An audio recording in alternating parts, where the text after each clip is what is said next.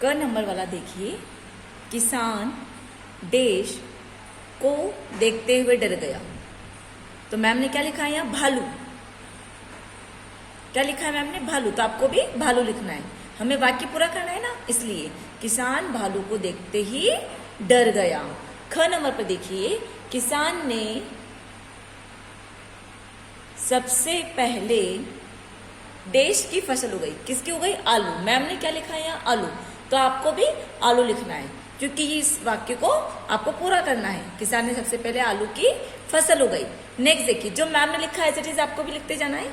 अंत में भालू को किसान की देश समझ आ गई। क्या समझ आई? चतुराई। भालू को किसान की चतुराई समझ आ गई। आखिर में किसान ने की फसल उगाई। किसकी फसल उगाई? गन्ने। क्या लिखेंगे आप यहाँ? गन्ने। समझ में आया? इस तरह प्रश्न 2 आपका कंप्लीट होता है, वाक्य हमें पूरे करने थे। नेक्स्ट देखिए प्रश्न नंबर 3, गेहूं, आलू व गन्ने के अलावा किसान और कौन कौन सी फसलें उगा सकता था? लिखिए। गेहूं, आलू व गन्ने के अलावा किसान धान, मूली, टमाटर, सीताफल इत्यादि की फसल उगा सकता था। किसान क्या उगा सकता था? गेहूं, आलू व गन्ने के अलावा किसान धान, मूली, टमाटर, सीताफल इत्यादि की फसल उगा सकता था। आपको भी एज इट इज लिखना है, जैसा मैम ने लिखा है एज इट इज आपको भी लिखना है। समझ में आया? प्रश्न नंबर 3 देखिए, अब आप 4 नंबर का प्रश्न देखिए। किसान ने कौन कौन सी फसलें उगाई और उनका बंटवारा कैसे हुआ? लिखिए। आपको उत्तर लिखना है जिसे मैम ने लिखा है। सबसे पहले किसान ने आलू बोए, भालू के हिस्से में पत्ते आए और किसान को आलू मिले। भालू के हिस्से में क्या आए थे? पत्ते, और किसान को आलू मिले। इसके बाद किसान ने गेहूं बोए। क्या बोए थे? गेहूं। भालू को इस बार केवल जड़ें मिली। क्या मिली? जड़ें। किसान ने गेहूं बोए तो इस बार भालू को क्या मिला? जड़ें मिली, और किसान को चमकीले गेहूं। पूर्ण विराम लगाइए। अंत में किसान ने गन्ना उगाया, जिसमें से भालू को सबसे ऊपर व नीचे की फसल मिली। गन्ना उगाने से क्या मिला? भालू को सबसे ऊपर पत्ते होते हैं वो, और नीचे जड़ें होती हैं वो मिली, और फसल के बीच का हिस्सा किसान को मिला। और फसल के बीच का हिस्सा किसे मिला? किसान को मिला। इसी तरह आपको प्रश्न 4 अपनी कॉपी में लिखना है। समझ में आया? ओके, अब नेक्स्ट देखिए पेज नंबर 57 पर प्रश्न नंबर 5 हमें नहीं करना है। प्रश्न नंबर 6 देखिए आप। दिए गए वाक्यों में मुहावरों के अर्थ दिए गए हैं, उसके स्थान पर मुहावरों का प्रयोग कर वाक्य दोबारा लिखिए। कहाँ पर देखिए? कक्षा में प्रथम आने के लिए मैंने बहुत मेहनत की। यहाँ जो अर्थ दे रखा है आपको उसका मुहावरा लिखना है। बहुत मेहनत की, इसका आपको मुहावरा लिखना है। कक्षा में प्रथम आने के लिए मैंने दिन रात एक कर दिया। समझ में आया? अब ख नंबर वाला देखिए, चोर मुझे देखते ही भाग गए। अब भाग गई का मुहावरे में अर्थ, चोर मुझे देखते ही 9 2 11 हो गया। चोर मुझे देखते ही 9 2 11 हो गया। ठीक है। अब इसी तरह आपको ग, घ और अण करना है। यहाँ HW लिखिए। राहुल तुम तो बहुत दिनों बाद मिले। ठीक है। आपको इसका मुहावरा लिखना है। रमा सारी मिठाई खा गई, इसका मुहावरा लिखना है आपको। शेर के सामने देखकर लीना बहुत घबरा गई, इसका भी आपको मुहावरा लिखना है। यहाँ अर्थ दे रखे, आपको मुहावरे लिखने हैं। समझ में आया? नेक्स्ट पेज देखिए। अब पेज नंबर 58 पर देखिए। आप किसान की जगह होते तो भालू को देखकर क्या करते? लिखिए। तो ये आपको लिखना है। आप क्या करते? HW लिखिए आप। प्रश्न 8 देखिए। अब आप दी गई कहानी पढ़िए, उसमें प्रयोग किए गए मुहावरे पहचान कर दिए गए स्थान पर अर्थ के साथ लिखिए।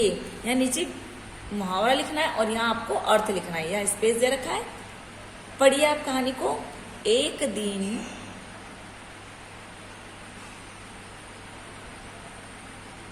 एक लोमड़ी जंगल में इधर उधर भटक रही थी।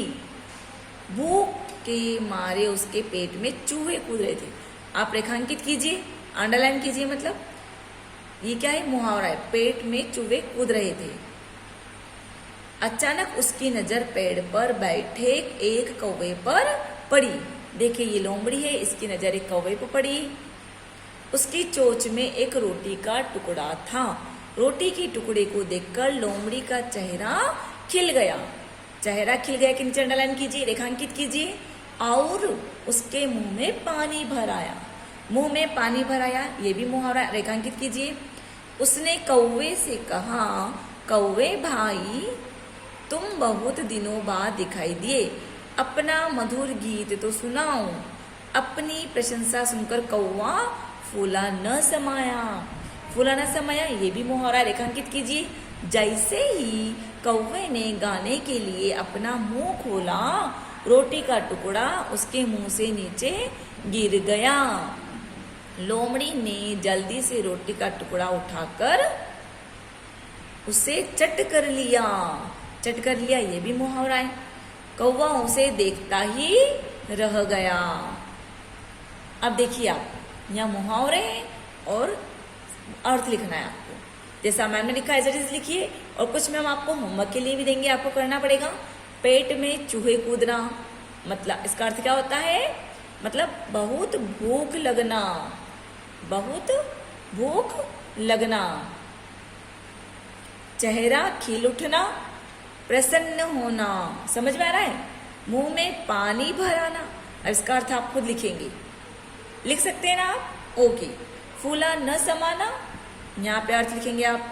चट कर जाना, यहाँ भी आप अर्थ लिखेंगे। यहाँ मैम ने SW लिखा है, तो आपको इनके अर्थ लिखने। अब पेज नंबर 59 पर देखिए आप। चित्रों के अनुसार दिए गए स्थानों पर सही मुहावरा लिखिए। अंगूठा दिखाना, चित्र देखना है आपको, लिखना है अंगूठा दिखाना। ख नंबर पे लिखा है इस बच्चे ने प्राइज जीता है, तो पापा क्या कर रहे हैं, पीठ थपथपाना। इसके पापा इसकी पीठ थपथपा रहे हैं, पीठ थपथपाना। नेक्स्ट देखिए आप, प्राइज मिलने पर बच्चे खुश रहते हैं ना। फूला न समाना, क्या होगा यहाँ पर, फूला न समाना। नेक्स्ट देखिए, मुंह में पानी भर आना।